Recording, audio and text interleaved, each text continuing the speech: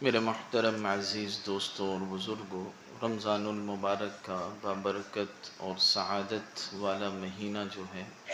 بہت ہی تیزی سے اپنے اختتام کی طرف بڑھ رہا ہے۔ آج 16واں روزہ ہے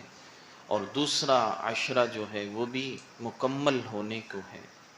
اور اس کے بعد جو ہے رمضان کا آخری عشرہ شروع ہو جائے گا۔ اور رمضان المبارک کا جو آخری عشرہ ہے، آتا ہے کتابوں میں علماء نے لکھا ہے کہ جیسے سارے مہینوں میں سب سے افضل ترین مہینہ رمضان کا مہینہ ہے، اسی طرح پورے رمضان میں سب سے قیمتی جو وقت ہے فرمایا وہ آخری عشرہ ہے، رمضان کا آخری عشرہ۔ رمضان کے آخری عشرے کی کئی طرح سے فضیلتیں ہیں۔ ایک تو یہ ہے کہ قرآن پاک جو ہے وہ رمضان کے آخری عشرے میں ہی نازل ہوا، اور دوسری بات یہ ہے کہ لیلۃ القدر جو ہے، جو بڑی ہی فضیلت افضل ترین جو ہے رات ہے، وہ بھی آخری عشرے میں ہے۔ اور اسی طرح جو اعتکاف کا عمل ہے وہ بھی آخری عشرے میں ہی ادا کیا جاتا ہے۔ تو آخری عشرے میں دو بڑے عمل ہیں، ایک تو لیلۃ القدر کا قیام ہے اور دوسرا اعتکاف ہے۔ اعتکاف والا جو عمل ہے، حدیث مبارکہ میں اس کی بہت فضیلت آتی ہے، اور آپ علیہ السلام بڑے اہتمام کے ساتھ جب سے آپ نے مکہ سے مدینہ ہجرت فرمائی، مسلسل آپ رمضان کے آخری عشرے میں اعتکاف فرماتے تھے۔ ایک جو ہے موقع پر آپ نے اعتکاف نہیں فرما سکے، ایک غزوے میں تھے، سفر میں تھے آپ رمضان میں، کیونکہ فتح جو مکہ ہوا یہ رمضان میں ہوا، تو اللہ کے نبی بھی جو ہے مدینہ میں نہیں تھے، مقام پہ نہیں تھے، فتح مکہ کے لیے گئے ہوئے تھے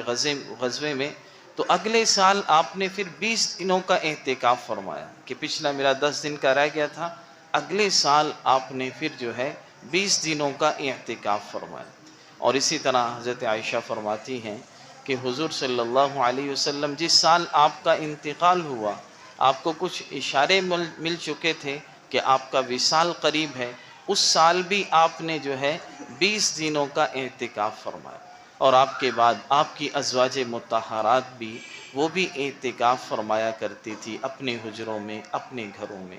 اعتکاف جو ہے اس کی 3 قسمیں ہوتی ہیں۔ ایک تو واجب اعتکاف کہ کوئی آدمی نظر مان لے، منت مان لے کہ اگر میرا فلاں کام ہو گیا، مجھے یہ چیز مل گئی تو میں اتنے دنوں کا اعتکاف کروں گا، یہ تو آدمی کے لیے واجب ہو جاتا ہے، ضروری ہو جاتا ہے اس کو پورا کرنا، اپنی نظر منت کو۔ یا اسی طرح دوسری جو اعتکاف کی قسم ہے وہ سنت اعتکاف ہے۔ صحیح جو سنت اعتکاف ہے وہ رمضان کے آخری 10 دنوں کا اعتکاف ہے، جو اللہ کے نبی ہمیشہ بیٹھا کرتے تھے، آخری 10 دنوں کا اعتکاف کرتے تھے۔ اور یہ سنت جو ہے علی الکفایہ ہے کہ اگر ایک مسجد میں چند لوگ بیٹھ جائیں گے تو یہ سب کی طرف سے ادا ہو جائے گی یہ سنت، اور اگر کوئی بھی کسی محلے میں کوئی بھی آدمی اعتکاف میں نہ بیٹھے تو سارا محلہ جو ہے گناہ گار ہوگا۔ اور دوسرا اعتکاف جو ہوتا ہے، تیسری قسم، وہ نفل اعتکاف کی ہے۔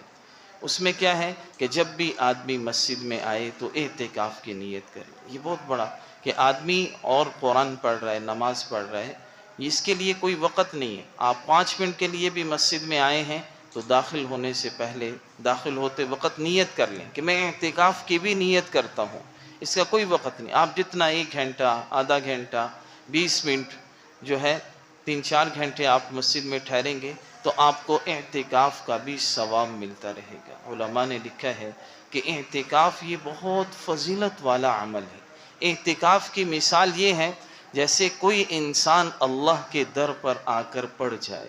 جیسے کوئی آدمی کسی کے دروازے پر چلا جائے اور وہاں بس بیٹھ جائے کہ جب تک میرا یہ کام نہیں ہوگا میں اس وقت تک یہاں سے نہیں جاؤں گا۔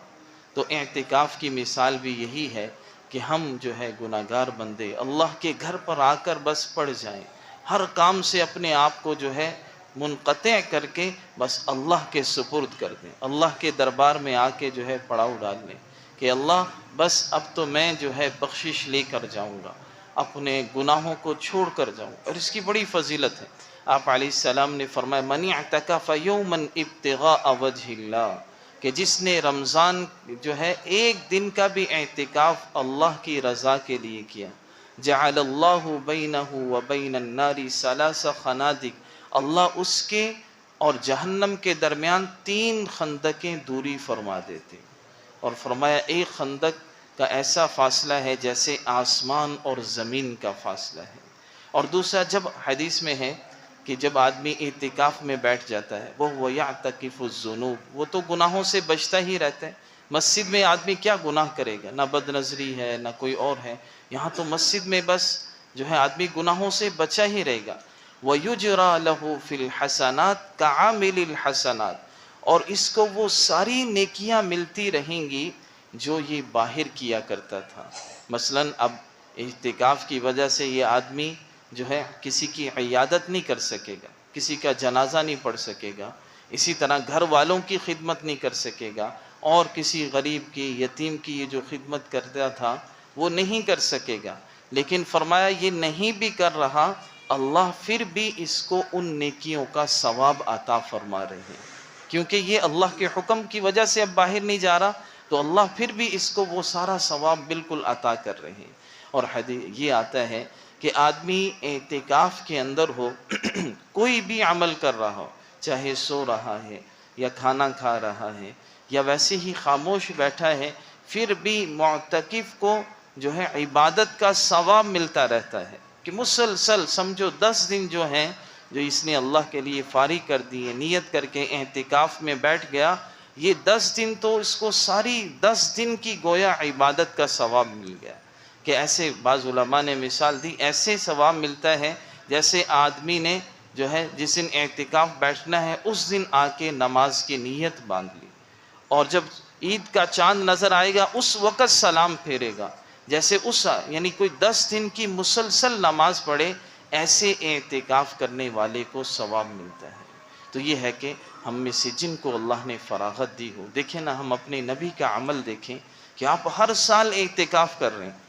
اور جو اعتکاف کرے گا وہ لیلۃ القدر کو تو ضرور پا ہی لے گا، اس سے لیلۃ القدر جو ہے فوت نہیں ہوگی۔ گھر میں ہو آدمی جو ہے کسی نہ کسی کام میں مصروف، کہیں نہ کہیں جانا پڑ جاتا ہے، لیکن جو مسجد میں ہے اعتکاف میں ہے تو اسے تو لیلۃ القدر کا ضرور ثواب مل ہی جائے گا، چاہے اس نے سوتے ہوئے بھی مسجد میں گزار دی لیلۃ القدر، پھر بھی اسے ثواب مل جائے گا، کیونکہ معتکف کا ہر عمل جیسے میں نے عرض کیا وہ ثواب ہی لکھا جا رہا ہوتا ہے۔ تو اللہ کے نبی کو ہم دیکھیں جو ہر سال اعتکاف کرتے تھے، آپ کیوں اتنی جو ہے وہ کرتے تھے؟ کہ آپ کو معلوم تھا کہ یہ بڑا قیمتی عشرہ ہے۔ تو ہم میں سے بھی جس کو فراغت ہو، جو اپنے کام کو تھوڑا آگے پیچھے کر سکتا ہو، وقت نکال سکتا ہو، تو کوشش کر کے ضرور ترتیب بنا لے، 10 دن اللہ کے گھر میں جو ہے اعتکاف میں آدمی بیٹھ جائے۔ نہ معلوم اگلا رمضان ہمیں نصیب ہو یا نہ نصیب ہو۔ کتنے لوگ ایسے تھے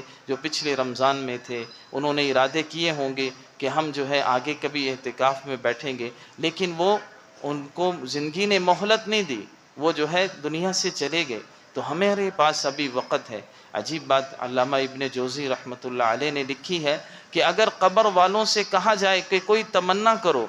کوئی خواہش کرو، تمہاری کوئی خواہش ہے تو بتاؤ، پوری کر دی جائے، تو علماء نے لکھا ہے کہ وہ ایک خواہش یہ بھی کریں گے کہ اللہ ہمیں رمضان کا ایک دن عطا فرما، کہ وہ جب دیکھیں گے ہمارے رمضان میں ہم نے اتنے تھوڑے عمل کر کے اللہ نے اتنا اجر دیا تھا، تو وہ کہیں گے کوئی لیلۃ القدر کی رات ہمیں بس دے دو، یا رمضان کا ایک دن ہی دے دو جس میں ہم 1 مرتبہ اللہ کا نام لیں گے، 70 مرتبہ اللہ کا نام لینا لکھا جائے گا، جہاں ہم نفل پڑھیں گے اللہ فرضوں کے برابر ثواب دیں گے۔ تو اس لیے بھائیوں، جس کے پاس وقت ہو وہ کوشش کر کے جو ہے اعتکاف کی نیت کر لیں۔ مرد حضرات تو جو ہے سب سے بہترین جگہ اعتکاف کے بیٹھنے کے لیے وہ بیت اللہ شریف، مسجد حرام ہے۔ اللہ ہمیں اس کی بھی توفیق عطا فرما دے۔ ہماری نیت ہو کہ اللہ نے ہمیں موقع دیا تو ہم مسجد حرام بیت اللہ میں اعتکاف کریں گے، وہ سب سے فضیلت والی جگہ۔ اور دوسری فضیلت والی جگہ مسجد نبوی جو ہے، مسجد نبوی اللہ ہمیں توفیق دے اس کی بھی کہ ہم مسجد نبوی میں اعتکاف بیٹھیں۔ اس کے بعد آپ نے فرمایا مسجد بیت المقدس، مسجد اقصی، کہ اس کے اندر اعتکاف بیٹھنے کی فضیلت ہے۔ اس کے بعد تیسری جگہ پر جو ہے جامع مسجد، یعنی ایسی مسجد جس میں 5 وقت کی نماز ہوتی ہو، جمعہ ادا ہوتا ہو، ایسی مسجد میں اعتکاف بیٹھنا چاہیے۔ ایسی مسجد جو بعض دفعہ فیکٹریوں میں بنی ہوتی ہے، جہاں 2-3 نمازیں ہوتی ہیں، مکمل نمازیں نہیں ہوتی، اس میں آدمی اعتکاف نہیں بیٹھ سکتا۔ جس طرح مرد حضرات اعتکاف اپنے گھر میں جو ہے مسجد میں بیٹھیں گے، اسی طرح جو عورتیں بھی اعتکاف بیٹھ سکتی ہیں۔ عورتوں کو اعتکاف میں بیٹھنے کے لیے بڑی سہولت شریعت نے دی ہے کہ وہ اپنے گھر میں ہی اعتکاف میں بیٹھیں، اپنی جو گھر کی مسجد ہے۔ گھر کی مسجد کسے کہا جاتا ہے کہ ہمارے گھر میں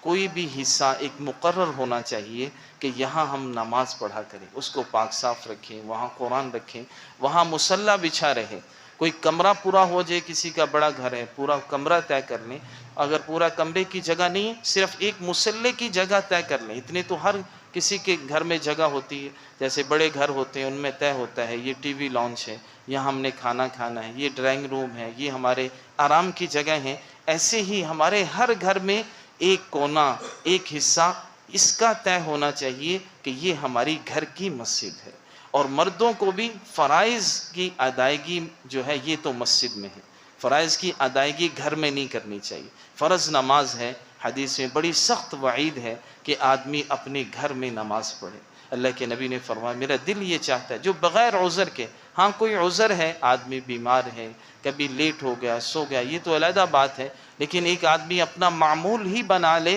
کہ وہ مسلسل اپنے گھر میں ہی نماز پڑھتا ہے، تو آپ نے اتنی سخت ناراضگی کا اظہار فرمایا کہ میرا دل یہ چاہتا ہے کہ میں ان کے گھروں کو آگ لگا دوں، کہ یہ فرض نماز ادائیگی کے لیے اللہ کے گھر میں نہیں آتے، کہ انہیں اذان کے ذریعے بلایا جاتا ہے۔ ایک نبینا آپ کے پاس صحابی آئے، کہا یا رسول اللہ دور سے آنا ہوتا ہے، کوئی لے کر بھی نہیں آ جو ہے لے کر کوئی آئے وہ بھی نہیں موجود ہوتا، تو مجھے اجازت دے دیں میں گھر میں نماز پڑھ لیا کروں۔ تو آپ نے ان سے فرمایا کہ تم اذان سنتے ہو، اذان تمہیں مسجد کی پہنچتی ہے؟ کہا یا رسول اللہ اذان کی آواز تو پہنچتی ہے۔ آپ نے فرمایا پھر تمہیں کوئی اجازت نہیں، پھر تو تم فرائض مسجد میں ہی آ کر ادا کرو۔ ایک نبینا جنہیں نظر نہیں آتا ان کو یہ کہا جا رہا ہے، ہم میں سے تو بھائی نظر بھی ہے، پاؤں بھی ٹھیک ہیں، پھر ہم مسجد نہ آئیں اور گھر میں فرض ادا کر لیں تو یہ بڑے نقصان کی بات۔ ایک حدیث میں تو یہاں تک آتا ہے کہ جو آدمی بغیر عذر کے گھر میں نماز پڑھ لے اس کی نماز ہوتی ہی نہیں،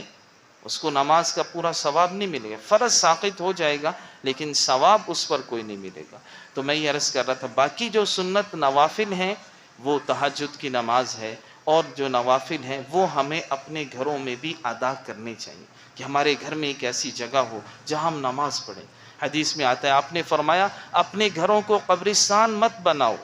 جیسے قبرستان میں کوئی نماز نہیں پڑھتا، وہاں نماز نہیں، قبر کے سامنے نماز نہیں ہے،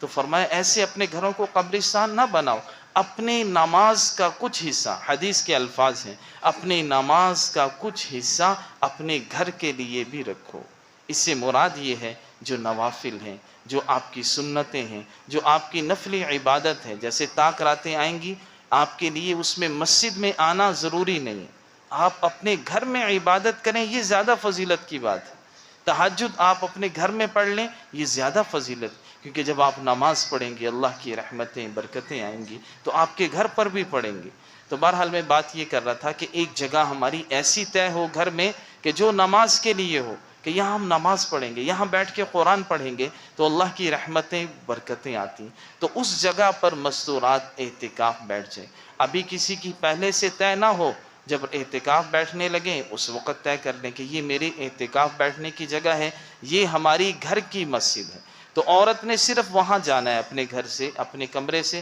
اس جگہ پہ جا کر بیٹھ جائیں۔ جیسے معتکف آدمی مسجد سے کسی ضروری حاجت کے لیے، پیشاب کے لیے اور اسی طرح وضو کے لیے مسجد سے نکلتا ہے، تو ایسے ہی وہ خاتون اس جگہ سے صرف اس کام کے لیے نکلی، باقی گھر والے اس کے پاس آ کر بیٹھ جائیں، کوئی دین کی بات کر لیں، اس کی بھی اجازت ہے۔ وہ اپنی جگہ پہ بیٹھے بیٹھے سبزی کاٹ دے، کوئی اور چیز کوئی کام کر دے تو اس کی بھی اجازت ہے، یہ بھی کوئی منع نہیں۔ ایسا نہیں ہوتا کہ جو اعتکاف میں بیٹھ گیا اس سے بات نہیں کر سکتے، بالکل بات چیت کر سکتے ہیں، کوئی مہمان آئے وہ اس سے مل سکتے ہیں، تو اس سب کی اجازت ہے۔ تو جس طرح بھائی مرد حضرات اعتکاف کر سکتے ہیں، اسی طرح مستورات بھی اعتکاف کر سکتی ہیں، اور ان کا اعتکاف بڑا آسان ہے، گھر میں ہی رہنا ہے، گھر والوں نے بس کھانا بنا کے ان کو وہاں دے دینا۔ تو عورتوں کو بھی ہم اپنے گھروں میں اعتکاف بٹھائیں، جو عورتیں آسانی سے بیٹھ سکتی ہیں ان کو ہم ترغیب دیں کہ آپ اعتکاف میں بیٹھیں، یہ اس کے مسائل ہیں، یہ طریقہ ہے تاکہ یہ فضیلت بھی ہمیں حاصل ہو جائے۔ اور اسی طرح بھائیو آخری عشرے کا ایک بڑا عمل جو ہے وہ لیلۃ القدر کی تلاش ہے۔ آپ نے فرمایا تحروا لیلۃ القدر فی الوتر من عشر الاخر من رمضان، کہ لیلۃ القدر کو رمضان کی آخری عشرے کی تاک راتوں میں تلاش کرو۔ یہ تاک راتیں کون سی بنتی ہیں؟ 21ویں، اسی طرح جو ہے 23ویں، 25ویں، 27ویں، 29ویں، یہ 5 راتیں ہیں۔ بعض لوگ سمجھتے ہیں صرف 27ویں کو جو ہے لیلۃ القدر ہے، ایسا نہیں ہے، بلکہ گھوم کر آتی ہے۔ اللہ کے نبی کو یہ رات بتائی گئی تھی، لیکن آپ تشریف لائے تو دیکھا 2 شخص آپس میں جھگڑا کر رہے ہیں۔ آپ نے فرمایا ان کی نحوست کی، ان کی جو ہے وجہ سے، ان کے جھگڑے کی وجہ سے مجھے یہ بات بھلا دی گئی۔ یعنی جھگڑا اتنی، جس گھر میں جس جگہ پہ جھگڑا ہوتا ہے وہاں اس طرح اللہ کی رحمتیں، یعنی وہاں سے چیزیں اٹھتی چلی جاتی، اس لیے آپ نے فرمایا مجھے بھلا دی گئی۔ بہرحال یہ آپ کو ملی کیسے تھی؟ اتنی عظیم رات ہمیں یہ کیسے نصیب ہوئی؟ ایک موقع پر اللہ کے نبی صلی اللہ علیہ وسلم تشریف فرما تھے، اور آپ نے 4 شخصوں کا ذکر کیا، حضرت ایوب علیہ السلام، حضرت حزقیل علیہ السلام، حضرت زکریا علیہ السلام، حضرت یوشع علیہ السلام۔ ان کے بارے میں صحابہ کو بتایا کہ انہوں نے 80 سال اللہ کی اس طرح عبادت کی ہے کہ پلک جھپکنے کے برابر بھی انہوں نے کوئی گناہ نہیں کیا۔ پھر آپ نے ایک اور بنی اسرائیل کا واقعہ سنایا، آپ صحابہ کو عبادت کے لیے ابھار رہے تھے، ترغیب دے رہے تھے کہ بنی اسرائیل میں ایک شخص ایسا تھا کہ اس نے 1000 مہینے تک اللہ کی عبادت کی تھی۔ جب صحابہ نے یہ بات سنی تو صحابہ کے دل میں یہ بات آئی، یا رسول اللہ ہماری تو عمریں ہی اتنی نہیں ہیں، ہماری تو عمریں ہی جو ہے 60-70 سال آپ نے فرمائی ہیں اوسطاً میری امت کی یہ عمریں ہوں گی، تو یہ تو 80 سال ایک دفعہ کی اتنی عبادت کر رہے ہیں، ہم تو ان تک پہنچ ہی نہیں سکیں گے۔ اللہ کے نبی کو جب صحابہ نے یہ بات عرض کی، آپ بھی تھوڑا پریشان ہوئے، اور اللہ کا سنت یہی تھی، جب بھی اللہ کے نبی کسی معاملے میں کوئی پریشانی کا تھوڑا سوچتے تھے اللہ فوراً قرآن نازل فرماتے تھے۔ ابھی یہ بات چل رہی تھی، صحابہ بھی سوچ رہے تھے ہماری کم عمریں ہیں، ہم تو ان کی عبادت کو نہیں پہنچ سکیں گے، تو اللہ تعالیٰ نے جبریل علیہ السلام کو بھیجا، اور جو ہے یہ سورۃ القدر جو ہے حضرت جبریل علیہ السلام لے کر آئے،